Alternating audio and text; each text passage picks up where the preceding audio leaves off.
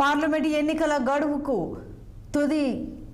మరో 2 రోజుల టైం మాత్రమే ఉంది. ఈ నేపథ్యంలో ప్రధాన పార్టీలన్నీ ప్రచారంలో దూసుకుపోతున్నాయి. బీజేపీ నుంచి ప్రధాని అమిత్ షా, కేంద్ర మంత్రులు రంగంలోకి దిగారు. మరొక వైపు గులాబీ బాస్ బస్సు యాత్రకు శ్రీకారం చుట్టారు. అయితే కాంగ్రెస్ పార్టీ తరఫున సీఎం రేవంత్ రెడ్డి స్టార్ క్యాంపెయినర్గా అన్ని పార్లమెంట్ స్థానాల్లో ప్రచారం నిర్వహిస్తున్నారు. మరి కాంగ్రెస్ అగ్రనాయకత్వం తెలంగాణలో ఎప్పుడు పర్యటిస్తుంది? ఇదే అంశానికి సంబంధించి వర్కింగ్ ప్రెసిడెంట్ జగ్గారెడ్డితో మా ప్రతినిధి శ్రీనివాస్ ఫేస్ టు ఫేస్.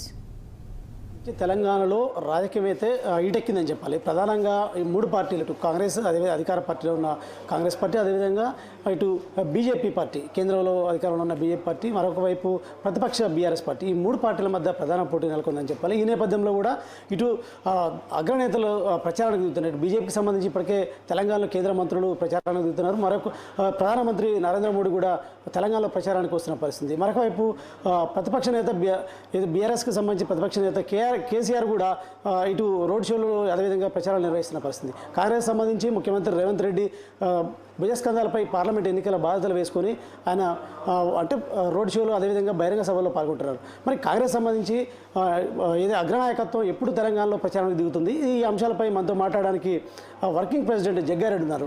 చెప్పండి, కాంగ్రెస్ తెలంగాణలో అధికారంలో ఉంది, ప్రధానంగా మెజార్టీ పార్లమెంట్ స్థానాలు కూడా కైవసం చేసుకోవాలని భావిస్తుంది. ఇప్పటికే బీజేపీకి సంబంధించి మీరు కాంగ్రెస్ పార్టీ ప్రధానంగా బీజేపీ పోటీ అని కూడా భావిస్తున్న పరిస్థితి. ఈ నేపథ్యంలో బీజేపీ అగ్రనాయకత్వం కేంద్ర మంత్రులు ప్రచారానికి సీరియస్గా తెలంగాణ ఫోకస్ పెట్టి తిరుగుతున్నారు. కాంగ్రెస్ పార్టీ పరిస్థితి అగ్రనాయకత్వం ఏమన్నా తెలంగాణలో ప్రచారం చేయడానికి అవకాశాలు ఉన్నాయా? తప్పకుండా మాకు ఏఐసిసి అటు రాహుల్ గాంధీ గారు, ఖార్గే గారు, సోనియా గాంధీ డైరెక్షను, అట్లా కేసీ వేణుగోపాల్ గారి యొక్క డైరెక్షన్లో ఇక్కడ సీఎం రేవంత్ రెడ్డి గారు, డిప్యూటీ సీఎం భట్టి గారితో పాటు ఉత్తమ్ కుమార్ రెడ్డి గారు, మిగతా entire all ministers, senior ministers అందరూ కూడా, పార్లమెంట్ ఇన్ఛార్జెస్ కూడా మినిస్టర్సే ఉన్నారు. ఇప్పటి వరకు కూడా ఫస్ట్ దఫా నామినేషన్ల కార్యక్రమాల్లో ముఖ్యమంత్రి పిసిసి రేవంత్ రెడ్డి గారు కూడా అన్నిట్లో అడ్రస్ చేయడం కూడా జరిగింది. మళ్ళీ సెకండ్ ఫేజ్, థర్డ్ ఫేజ్ మంత్రులు, మినిస్టర్స్, సీఎం రేవంత్ రెడ్డి అందరూ కూడా క్యాంపెయినింగ్ చేస్తుంటారు. ముఖ్యంగా తప్పకుండా ఏంటంటే ఏఐసిసి పైనుంచి డైరెక్షన్ ఏంటంటే 17 సీట్లలో 14 ట్రై చేయండి, 14 మిస్ అయితే 12 ఖచ్చితంగా రీచ్ కావాలి అని ఒక డైరెక్షన్ ముఖ్యమంత్రి గారికి ఉంది. తప్పకుండా దాని మీద ఇన్ఛార్జ్ మాకున్న ఇన్ఛార్జ్ దీపామున్షి గారు, ఏఐసి సెక్రటరీస్ కూర్చున్నారు. దాని మీద సీరియస్గానే ప్లానింగ్ అన్ని రకాలుగా ఆలోచనతోటి పోతున్నారు. తప్పకుండా 14 ట్రై చేస్తున్నాం, 12 రీచ్గా 12 దగ్గర ఆగాలి, గెలుపుకి అనేది ఒక ఆలోచన కాంగ్రెస్ పార్టీది.